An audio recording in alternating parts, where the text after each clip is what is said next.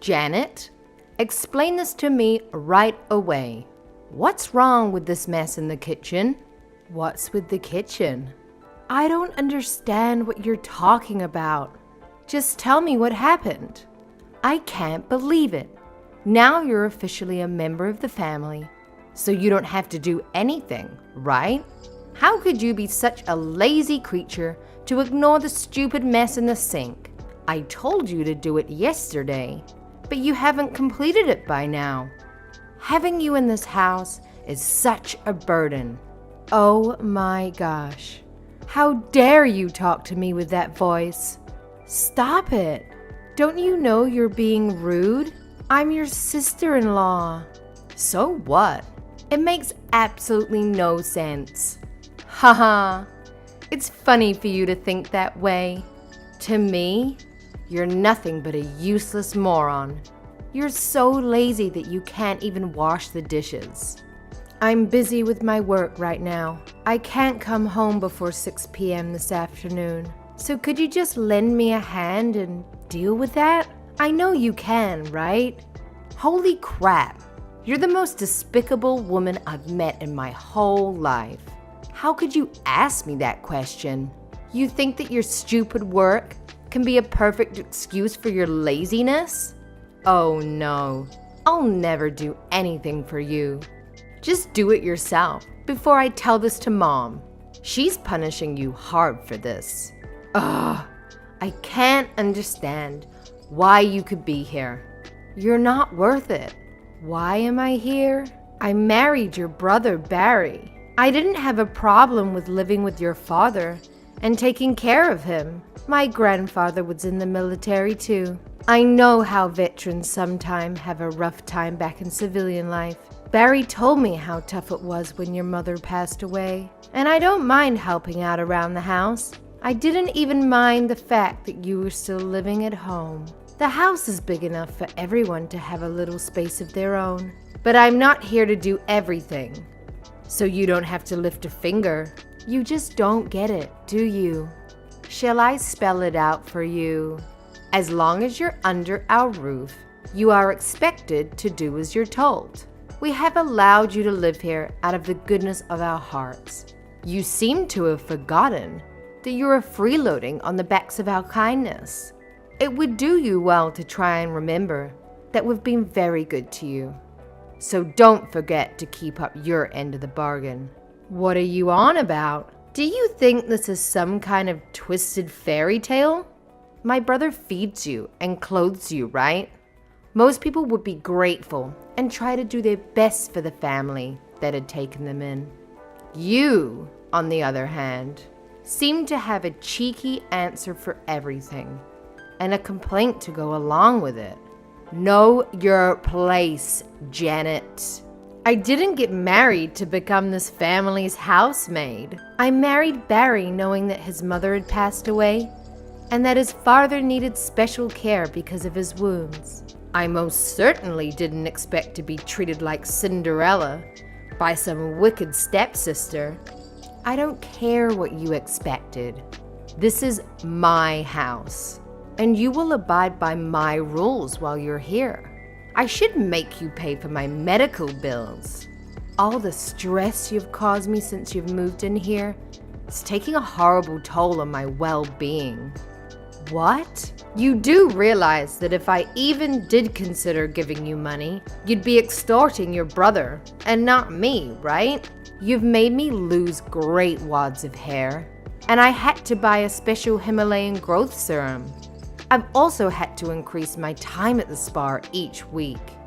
Mario at Prestige Massage says the knots in my backs and shoulders are a direct reaction to the stress of having you in my house. He recommends daily massages and saunas. My back especially needs a lot of work, he says. And it's not cheap, you know. The oil he uses, a source from a tiny plantation in the Amazon that only 2 people know about. The ingredients are taken by horse to a witch doctor, who then takes them the 300 miles up the Amazon in a canoe to an airfield from which they are flown directly to California. Mario knows one of the farmers, so he gets most of their supply. It's incredibly expensive. And then there's the aromatherapy and the personal trainer too. All these things add up, Janet. I'm on the waiting list for a famous homeopathist too. She's highly recommended by Mario. Haha, they saw you coming. If you think I'm paying for any of that new age rubbish, you're going to be disappointed. It's no laughing matter. I need about $10,000, and as soon as possible. If you pay up and give the housework your all, I'll let you continue living here for free. I wonder what Barry's reaction will be to all of this. He might lose his cool and throw you out. How would that be? I can assure you that my brother will take my side. We've always been thick as thieves, Barry and I. When I showed him all the invoices for therapy, it was his idea to ask you for the money. He even suggested asking for 20 grand. He said that, did he? My husband told you to try and swindle his wife out of 20 grand. Somehow your story lacks a little validity. Of course, we both know that you don't have that sort of money. Barry said he'll introduce you to a friend of his who can organize a loan. No fuss, no background checks, nothing. Just make sure you pay it back, or let's just say you don't want to fall behind on payments. That's your husband saying. That sounds like your marriage is heading for stormy waters. You're unbelievable. Have you noticed Barry has been really on edge recently? The smallest things seem to send him into a rage. Using chainsaw to scare away those Jehovah's Witnesses the other day? Overkill. Well, it turns out the inheritance he was counting on doesn't exist. Dad's veteran pensions only covered living expenses, and the rest he either poured down his throat or we don't know. But there isn't anything left for Barry to inherit, except the house. But the construction company he started is doing well. What about that? It must be worth quite a bit. Barry told me he turned down the last offer to buy him out. The shareholders all wanted him to sell Earthworks Inc. I'm surprised he didn't. Barry is dead keen to sell. It's only been 6 months since he took over the reins from our father, and he's not cut out for the construction industry. Barry is more the book and pen type. He can't get along with the work team bosses, and he hates visiting building sites. Oh, so as soon as he can find a buyer, he's going to sell and start a new company. Women's high fashion, apparently. Nothing could be further removed from the dust and filth of the construction industry. Barry said he'll cut me in as a silent partner. Well, it was Daddy's company after all. I haven't heard anything about this from Barry. Seems like there are some serious trust issues there. I'd be very worried if I were you. Maybe they just thought they were a little old. You wouldn't understand. Or maybe they just thought you should stick to cleaning. I find it hard to believe that Barry would go ahead with such big plans without discussing it with me. What does that tell you? They don't consider it worth their time, including you. How does that make you feel? Disillusionment? Despair? Or maybe both? Haha, it really doesn't matter. Things are looking pretty grim for you. Best you just accept your lot. Put your head down and be the best little housekeeper you can be. Leave the important things to those of us who know what we're doing. And if you can't toe the line, you know where the door is. We took you in, so you'd better earn your keep. Got it. Loud and clear. What? Really? I thought you were impossibly stupid and unable to grasp even the simplest concepts. That's wonderful then. Right. I'll leave you to it then. Thought that might take a bit more shouting before you understood. No, I understand. Great. You see, a laugh and a smile and everything is okay again. If everyone knows their place, We'll all get along swimmingly. Oh, and the money by the end of the week. Please, I want to be sure to book my spots at the spa next month. They need the cash up front. They're having a few problems with the online payment system, Mario says. If you need to take out a loan, have a word with Barry. He knows a guy.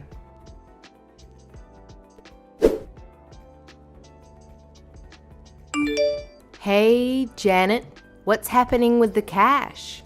I thought we'd agreed that you'd pay me by the end of the week. Cash, okay? No bank transfers. I'm not giving you anything. What? Hang on. We had a deal. I said 1 week, and you said okay. What gives?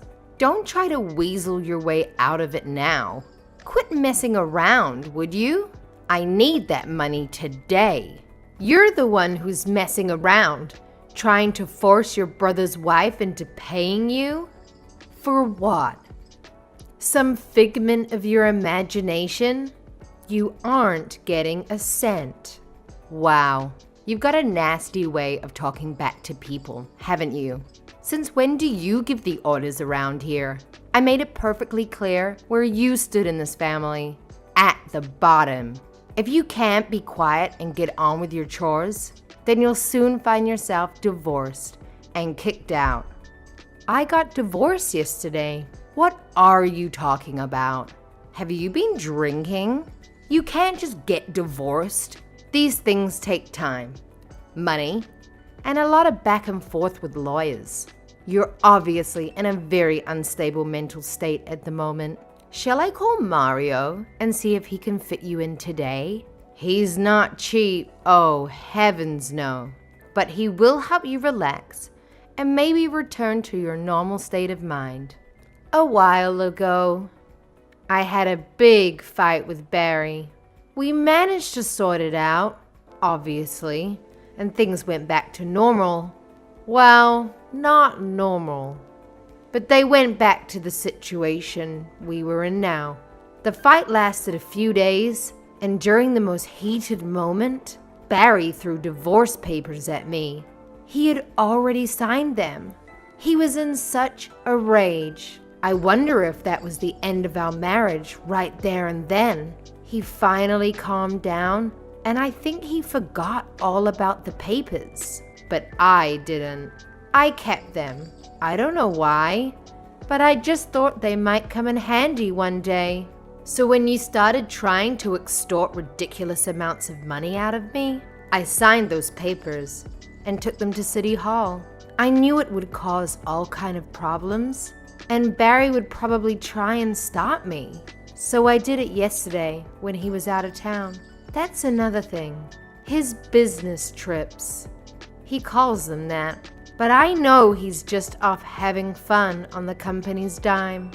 How can he always come back from business trips with a tan and a crippling hangover? There's usually sand in his clothing too. I'm not that stupid. His passport is full of stamps from Mexico and the Caribbean. You two must think I'm a total idiot. You really got divorced? Sure did. So any further attempts to squeeze me for money will have to be done in a court of law. I know as long as I'm in this house, I'll be treated like a maid by you. And I don't know what to make of Barry. He hasn't treated me like anything these last months. He hardly even talks to me. So getting a divorce was the easiest thing I've ever done. I can't wait to get as far away from you two as possible. But you said, got it loud and clear. I was surprised, but over the moon that you were finally seeing things from a more overall perspective. I thought things might settle down finally in this house. I tried talking to him about the company and about you, but he refused to let me get a word in. I think he loves you more than me, which is super weird. I asked him outright why he married me. And do you know what he said? He said he married me so there would be someone to look after his sick father and clean the house. The second I heard that, I saw everything so clearly. No more wondering. Wondering if he was just too busy at the moment. Wondering if he loved me or not. I understood. So I decided right there and then to divorce him. So get out. Get out now. Don't waste another second. I'm serious. If I see your smug little face again, I don't know what I might do. You've been a freeloader all this time. Now you aren't even family anymore. You have no right to be here a minute longer. Get out! How dare you try and freeload off us? I think you'll find that you are the freeloader and that it's you who needs to get out. You rude little... What are you talking about? I said get out. You don't think this house is yours, do you? Haha. Oh, you're in for the shock of your life. What the heck are you talking about? This is my family's house. Now, get out. I hate to be the one to tell you. Actually, no, I'm enjoying this. I can't tell a lie. This house is mine. It's in my name. You better tell me what the hell you're talking about. My father bought this house. We've lived here for years. Explain yourself and make it quick. I've got a good mind to go over there and thrash you within an inch of your life. Exactly what I said. There's no hidden meaning. I own this house. The deed is in my name. I bought it, so it's actually mine. No. What the hell? My father bought this house decades ago while you were still in diapers. This is our house. You'd better shut your filthy mouth and get the hell out of here. I'm calling the police. You're a freeloader. Get the hell out. Go ahead. Call him. Your father asked me to buy the place, so I did. Go on. Call the cops. That'll save me having to explain anything. You'll have to explain, though, and when you're done screaming, you might calm down enough to accept the truth. Please call them. I need them to evict an intruder. Wait a minute. What are you saying? This is all too confusing. You aren't as smart as you think you are you? Okay, I'll lay it all out for you. Just before your father died last year, he told me that his company was going under. They were just a few months away from filing for bankruptcy. Yes, but Daddy had a sudden angel investor who gave a no-strings-attached loan to buy the latest equipment and get things back up and running again. Yep, and who do you think that investor was? I can't believe we're having such a stupid conversation. You sound insane. You're going to need more than just a massage and some aromatherapy. This is going to take a straitjacket and leeches, right? Yes. Anyway, your father asked me to buy the house so he could buy all that new equipment. This is the most ludicrous story I have ever heard. Why would he ask you? And I'm supposed to believe you're somehow filthy rich? How is that possible?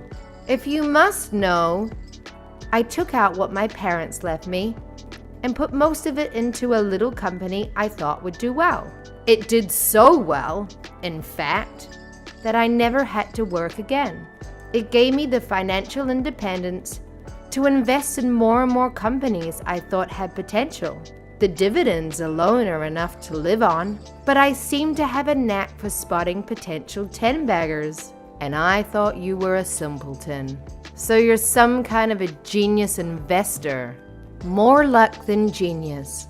And I never invest in a company without doing a thorough dig into their background.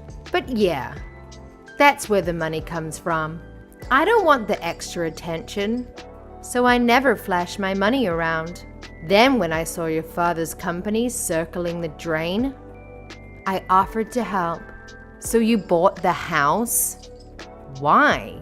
He wouldn't just take my help. Maybe because it was his company that had built from nothing. Maybe it was his pride. Something about being a man. I don't know. But he flat out refused to hang out. So to make him accept it, I offered to buy the house. At that time, he was still alive, and Barry and I were still newlyweds. It made sense. I just kept quiet about it. Even Barry doesn't know. So the house really belongs to you. Yes, that's what I'm seeing. So it was actually me who was letting you live here out the kindness of my heart. Anyway, you're wasting time when you should be packing. The sooner you start, the sooner you can be gone. Wait a minute. What is going to happen to Barry's new company? You mean his idea to mortgage the house and use the money to start his clothing company? That's gone out the window, hasn't it? Up in smoke. You can't mortgage what isn't yours. Oh, and by the way, that company Barry thinks he inherited, you two should probably check the name of the ownership papers. No way. Yeah. So you won't be selling anything without my consent. Barry is the president, in name only. It's registered in my name. This can't be happening. Daddy didn't say anything to us about it because you weren't there to listen when the company was in trouble. When he was sick, you two were always too busy. I was always there to help him into his wheelchair, or to help him to the bath, or to remind him to take his medicine. Barry was always on business trips, and you were flushing money down the drain with your new age spa nonsense. I was at his side when he took his last breath. In the end, he called his lawyers and signed everything over to me. I was the only one who was there for him. That wily old devil. Barry doesn't know he's meeting with the other partners of his new business today. Oh God, he's taken a huge loan from his friend. And that friend is not the kind of person you want to mess around with. Oh God, indeed, that friend. I'm guessing she isn't your regular bank manager then? So putting two and two together, Barry has got on taking a big loan from some crook? I'm guessing that must be the case, because a bank would, of course, do a thorough check of the company's financial situation, assets, etc. They would, of course, have seen that neither the company nor the house were in Barry's name. No, the loan is from a friend. I'm sure it's okay. What shall we do? Nothing to do with me anymore. I signed the loan contract with Barry. I'm in this too. Well, you're a partner, aren't you? You share the risk with him? Yeah, but that's when we thought we could use the house as collateral. What are we supposed to do now? The whole business plan was based on selling the house and business. Oh God, it's all melting before my eyes. Yeah, you should have talked to me sooner. How was I to know? You didn't say anything. Daddy didn't either. Now we have no company or house. Just a big debt. Look, the first thing you should do is pay back that loan as quickly as possible. I mean, seriously. The interest on those types of loans is going to make your life very difficult. It's like a never-ending cycle of financial torture. And let me tell you, if you miss even a single payment, oh boy, brace yourself for that interest rate to shoot up. That's just how those people operate, you know? Ugh, Janet, can you please spare me the lecture? The money is already gone. We went ahead and spent it all on setting up the new business shop. You know, interior design, stocking up on inventory, and hired some fresh-faced staff members. Well, well, well. Look at what we have here. You really have gone and screwed things up, haven't you? I mean, if I was a religious person, I'd say some good old karma coming back to bite you in the rear. Your grand plans? Yeah, they're pretty much toast now. Looks like you're gonna be swimming in a sea of debt with no life raft in sight. Janet, I've made a horrible mistake. I can't even begin to express how deeply and truly sorry I am. I didn't know it was gonna turn out like this. I was just awful to you, and I regret every bit of it. Can you find it in your heart to forgive me? Or maybe forget it? Barry, he only thinks about himself. But please, Janet, I'm begging you, forgive me. Fine. I'm not even angry. What, really? You forgive me? Just like that? Yeah, I forgive you.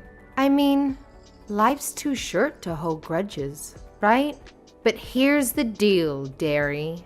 Just get out of my house. You and Barry, you belong together. You're like two peas in a pod, worthless scum. And trust me, I don't want to have to see either of you for any longer than absolutely necessary. So how much longer are you planning on trespassing on my land?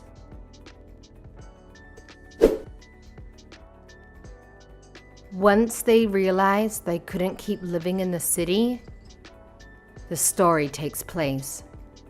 They packed up and disappeared overnight. They had no hope of ever paying back the loan shark, so they fled rather than face the possible violent consequences of loan forfeit. Some say they went to live in a tiny fishing village in Maine.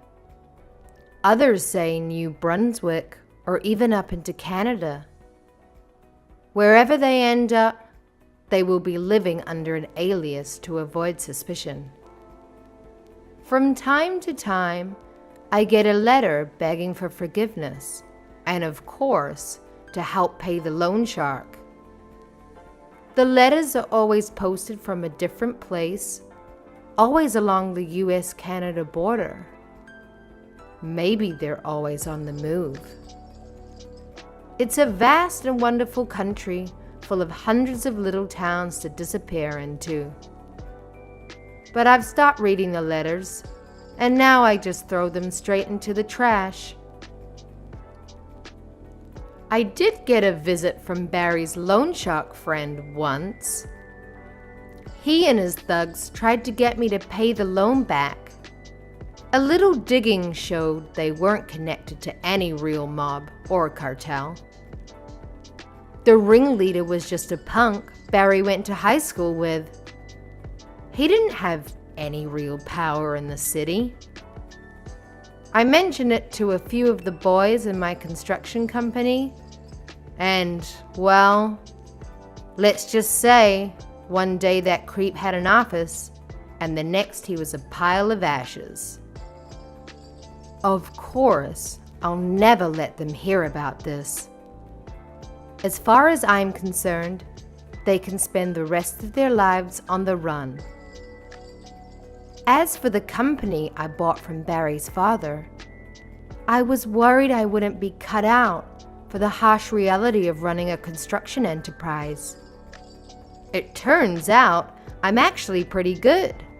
I'm actually thriving. That's two things I'm good at. Oh, and facing down wicked sister-in-laws. Little by little, the company is getting back on its feet. And we've just got the contract to rebuild the football stadium.